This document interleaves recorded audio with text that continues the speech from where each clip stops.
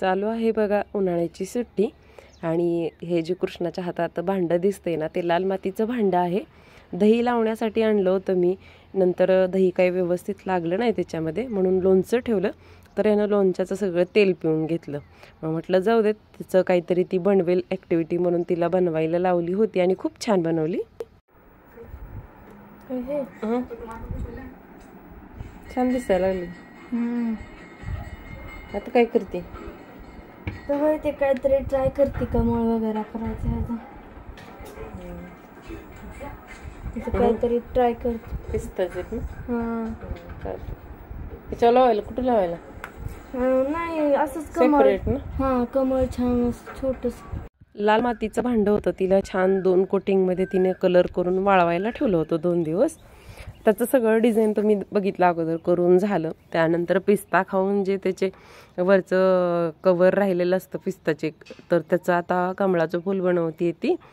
त्यानंतर बघा झाले 4, 4:15. अक्षरशः ऊन भयंकर एवढं पडतंय की काम कुठलं करावं असं वाटत नाही. खूप असं अशक्तपणा आल्यासारखं त्या उन्हाने होतंय.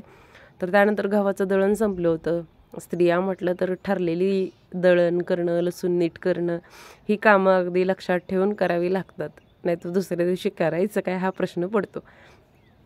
तर मस्त असं गव्हाचं 10 किलो दळण करण्यासाठी घेतलं आणि त्यांना सुट्टी आहे म्हटल्यानंतर त्या दोघींना पण थोडंसं मदतीला घेत असते, जेणेकरून थोडं सवय होती किंवा ती गोष्ट कशी करायची हे सुद्धा माहिती असणं फार गरजेचं आहे. आता त्यांच्या काळामध्ये किंवा आपल्या काळामध्ये पण आत्ता सध्याला आटा वगैरे सगळं काही विकत मिळतं, पण माझ्या मते ती काही एवढं पौष्टिक किंवा कधी दळलेलं आहे, कसले गहू आहेत, त्याच्यात काय मिक्स केले हे आपल्याला माहिती असतं का बरं? तर माहिती नसतं.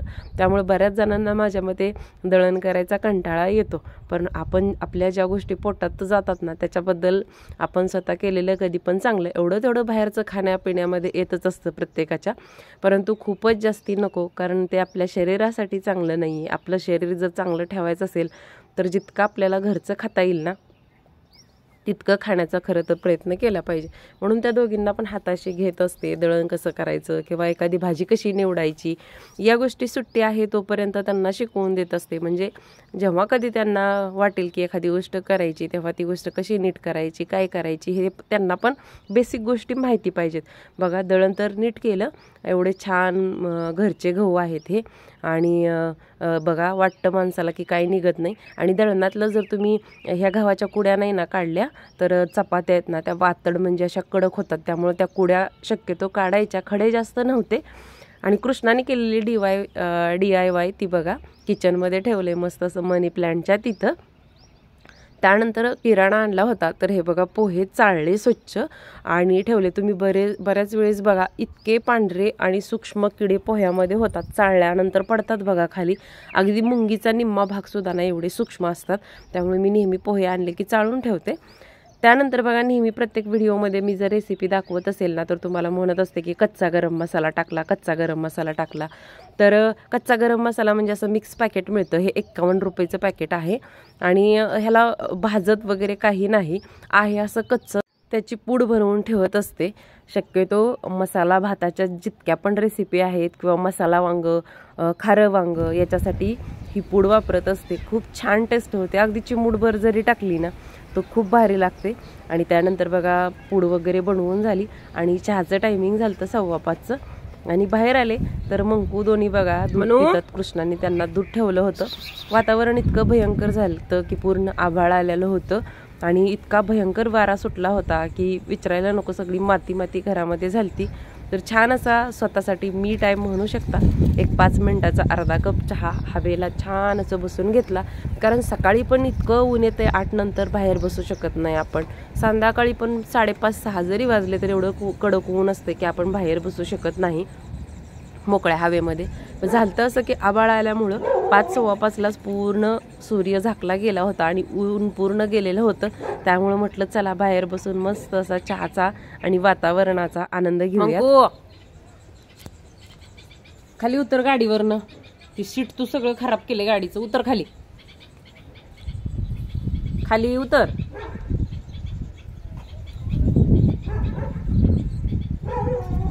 मनू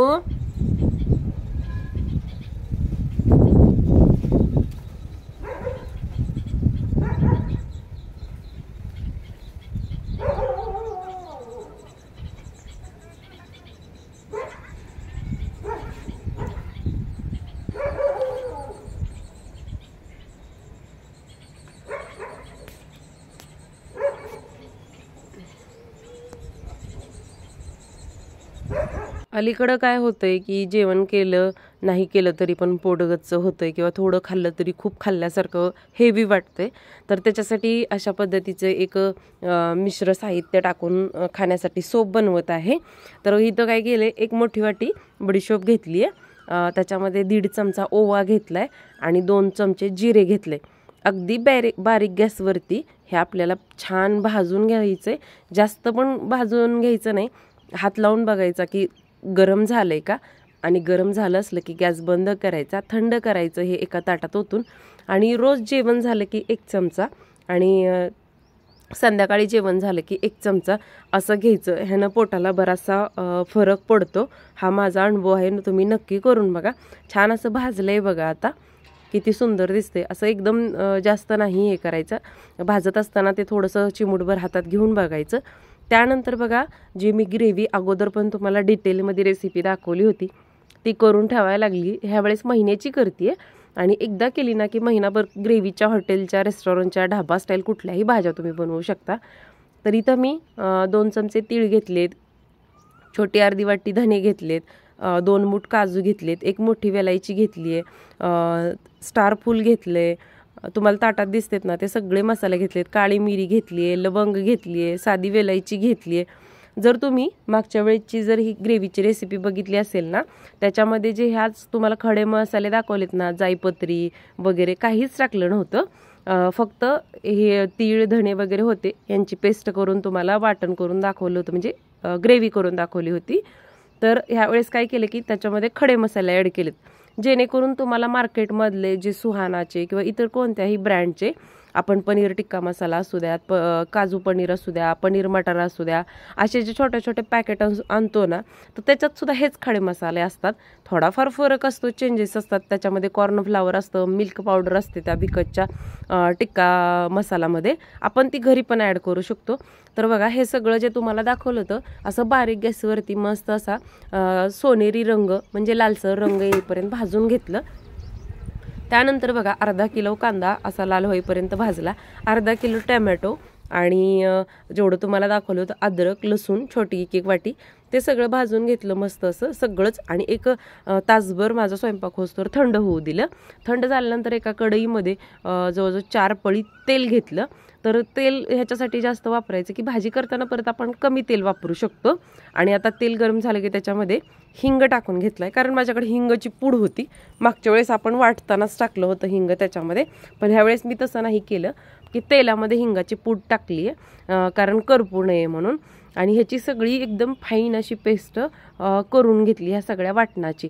मग होतं असं की तेलामुळे आणि टमाटर आपण भाजत असताना त्याच्यामध्ये थोडंसं मीठ पण टाकून घेतलं होतं. त्यामुळं काय होतं की ही ग्रेव्ही आहे ना आपली 1 महिनाभर जरी फ्रीजमध्ये तुम्ही ठेवली ना, एकदम मस्त टिकते. बघा, हॉटेलमध्ये आपण ज्यावेळेस भाज्या खातो आपल्याला माहिती असते का की ती ग्रेव्ही कधीची आहे, ती गोष्ट कुठली आहे. पण कमीत कमी आपण घरी ज्यावेळेस अशा गोष्टी करून ठेवतो ना, आपल्याला माहिती तरी असतं की हे किती दिवसापूर्वी बनवले, आपल्या फ्रीजची म्हणजे घरातली लाईट वगैरे गेलती का, म्हणजे अशा सगळ्या बारीक सारीक गोष्टीचं आपण लक्ष देतो. तसं बाहेर गेल्यानंतर थोडीच लक्ष देतात आहे का, नाही देत. आणि मागच्या वेळेस ग्रेव्ही बनवताना ना माझ्याकडे काजू नव्हते, तर मी वापरले नव्हते. तर तुम्ही ग्रेव्ही छान व्हावी म्हणून काजू त्याचबरोबर मगज बी वापरू शकता. पण आता सध्याला मी बघितलं मगज बी आणि काजू या दोन्हींचे रेट सेमच झालेत. मग ते मगज बी वापरण्यापेक्षा काजू डबल वापरलेले कधी पण चांगले.